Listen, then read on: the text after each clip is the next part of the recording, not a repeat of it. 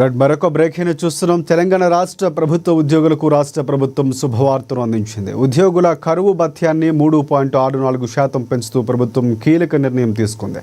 ఈ మేరకు శుక్రవారం అధికారికంగా ఉత్తర్వులు జారీ చేసింది. పెంచిన ఈ డిఏ 2023 జనవరి 1వ తేదీ నుంచే వర్తిస్తుందని ప్రభుత్వ ఉత్తర్వులు స్పష్టం చేసింది. రాష్ట్ర ప్రభుత్వ ఉద్యోగులు కొంతకాలంగా డిఏ పెంపు కోసం ఎదురు చూస్తున్నారు. ఈ నేపథ్యంలో ఉద్యోగుల ఆకాంక్షలకు అనుగుణంగా ప్రభుత్వం ఈ కీలక నిర్ణయం తీసుకుంది. తాజాగా పెంచిన 3.64% డిఏతో ఉద్యోగులు మూల వేతనంపై అదనపు భత్యం కలవనుంది.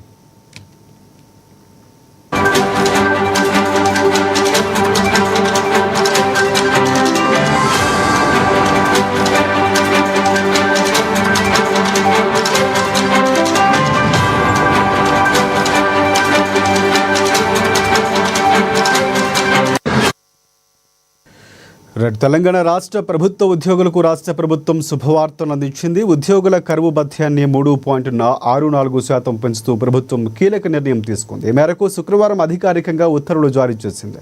పెంచిన ఈ డిఏ 2023 జనవరి 1వ తేదీ నుంచే వర్తిస్తుందని ప్రభుత్వం ఉత్తర్వుల్లో స్పష్టం చేసింది. రాష్ట్ర ప్రభుత్వ ఉద్యోగులు కొంతకాలంగా డిఏ పెంపు కోసం ఎదురు చూస్తున్నారు.